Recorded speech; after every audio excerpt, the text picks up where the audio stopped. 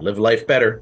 Hey, welcome back to another episode of Out of the Box REI. I am Doug Bear, And I'm Pete Cerruti. and this episode we're going to be direct. We need inventory for our investors, our contractors, and we want to buy. If you are a tired landlord, if you inherited a property, maybe you don't want anymore. If you have a property that just needs work, you need help fixing it up, want to sell it easy and quick. That's what we're looking for. So just to be direct, I mean, Pete, you want to tell them what we're looking for, where we're looking for them, and kind of, the benefits of selling directly to us? Yeah, absolutely. So, I mean, Doug covered the main categories of houses that we'd be looking for. We are looking for things that need work, that need updating. So whether you've lived in your house, raised your family, you've been there for 20 years, 25 years, and just put your money into family and life instead of cosmetic updating to the home and all of that. And now you're ready to downsize or change locations, whatever the reason may be. You may want to sell your house quickly, easily, and we can help you with that. The other category of inherited houses just speaks for itself. You have a house and it may be in the same condition. You inherit that house, but you're out of state or you're out of the area, or you just don't have the time and you really don't want to go in there and spend time and money updating and running a project. We can help you with that. The last, talked about category was tired landlords. So you've seen the uptick in the market pricing. That you have had houses, maybe you've owned them for 10, 15, even 20 years, and you're just ready to start cashing in on all of that equity that you've gained. Well, again, if you want to sell those houses, they need updating, you don't want to take the time to do the project, we'd be able to help you. So what we're looking for is our investors, our contractors. They're out there, they're doing what they do best. That's their target market, and they need houses to work on. In this market, not only are the housing inventory starved for people who want to buy and move in, but they're also starved for people who want to buy and fix up, and resell. So we're looking for that kind of house. And I'm going to tell you, one thing that I've noticed because of this economy is that the wholesalers out there are really, taking a great advantage of the sellers in this market. And I'll just give you an example from the house I actually have going to settlement today with one of my investor contractors. It's a house that he put under contract for $109,000. So it's a house that would eventually sell fixed up for about $200,000. So he'll put his time, his effort, his money, his time with his crew in there and realize a profit at the end of maybe $15,000-$20,000 if he's really on point. But when we got the HUD sheet, and that's the closing sheet with all the numbers, and we only got that one day before settlement, we realized that of that 109,000, 75 was going to the homeowner and 34 was going to the wholesaler. Now, the wholesaler isn't doing anything. They just found the person and signed them up, right? So they're making $34,000. Well, that $34,000 could have gone to the homeowner's pocket. All right. So if Doug and I sat down at that kitchen table, after the wholesaler sat down at that kitchen table, we could have put a lot more money into that owner's pocket. Now, they've lived there, right? I don't know how long that particular person has lived there, but they lived there. They spent time there. They did whatever they did. And that's their equity, right? That's the equity that they've earned over the time that they've owned the house. Such a giant chunk of that equity is being taken and just kind of shoved over into a pocket that really is doing very little to earn it. And it may sound harsh, and I understand people put work in, but when I first saw wholesalers come onto the scene, they were making $10,000, and that was a reasonable amount of money, I thought, for someone going out and doing the legwork to find deals for you. But it's starting to get really out of control, 30, 40, 50. I've seen $60,000 and $70,000 going to wholesalers on deals depending on the number. So we'd rather put that into the owner's pocket, right? Because for our investors, that larger number, that 109 that Phil is buying it for, well, that is perfectly acceptable to him.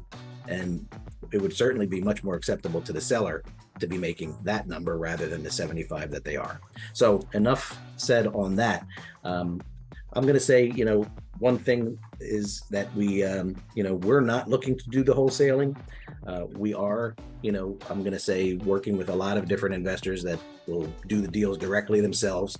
And that's who we're really searching for. That's who we're putting the lines in the water for. But there may be a time where the deal doesn't fit our scope of work, and we may have to wholesale it to someone, but if we did, we'd do it for a much more reasonable number, and still put the lion's share of the profit and equity into the owner's pocket.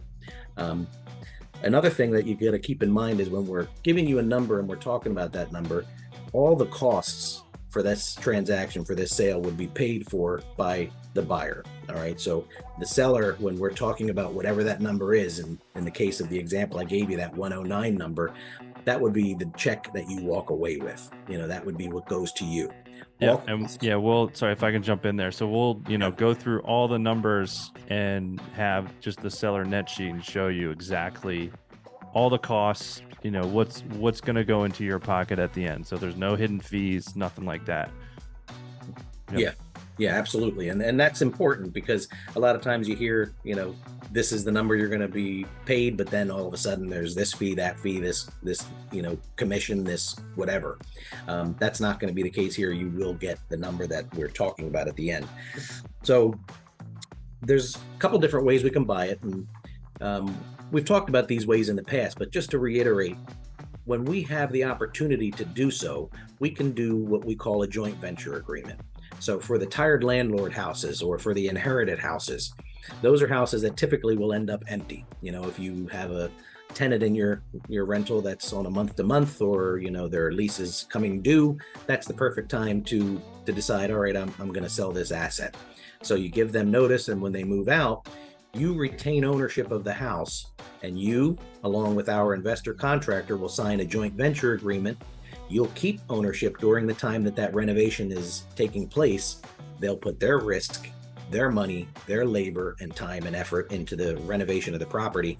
And we'd be able to offer you even a little bit more than what we normally would if we had to buy it first and then sell it again, because we'd save all that closing cost. We'd save all that money that needed to be borrowed to buy it in the first place. That transfer tax to Uncle Sam and all that, those pesky fees we're trying to avoid. Yes, exactly. Yeah.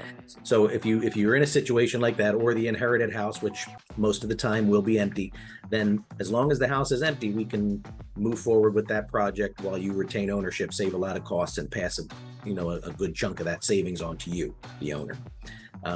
If you're in the house, and it's that I lived in it for 25 years, raised my family, and I'm moving on, we probably can't do the joint venture agreement, because you'll be living in the house still, and you'll need that money to take and go to the next place you're going. But even so, we'll still put more money in your pocket than we would if you were working with a wholesaler. We can beat a wholesaler every day of the week. So if you're sitting there and you've had conversations with that, that situation, that person, give us a call, reach out to us, because we can definitely get you a better deal.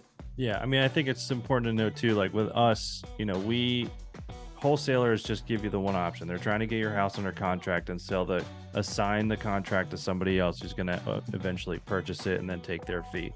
We have the ability to offer you multiple choices. When we sit down, maybe the joint venture is going to work for you. Maybe it's not. Maybe we just buy it straight out. We have that ability in order to just give you multiple options and just show you what you're going to walk away with in each option. So it's just something to keep in mind too, especially when you're getting calls from wholesalers. If you have a property that fits this description, there's a good chance you're probably already getting calls from wholesalers. But yeah, it's definitely good to have a conversation. We would love to sit down with you and kind of show you. And we're honest up front with everything. So there's no hidden fees. We'll show you exactly what you're walking away with. And if it's agreeable, then great. But yeah, that's what we're looking to do. Purchase for, our contractors, our investors, and just get more inventory on the market, frankly. Yeah. So remember, if you talk to anybody, if it's you, fine, reach out. But if you've talked to anyone, you have any family members, anybody, friends, any coworkers that you've heard talking about this, and they're sitting down with people, pass us on. We'd be able to put more money in their pockets. Yep, absolutely. Yep. So again, we are Out of the Box REI. I am Doug Bear. And I'm Pete Cerruti. and live life better.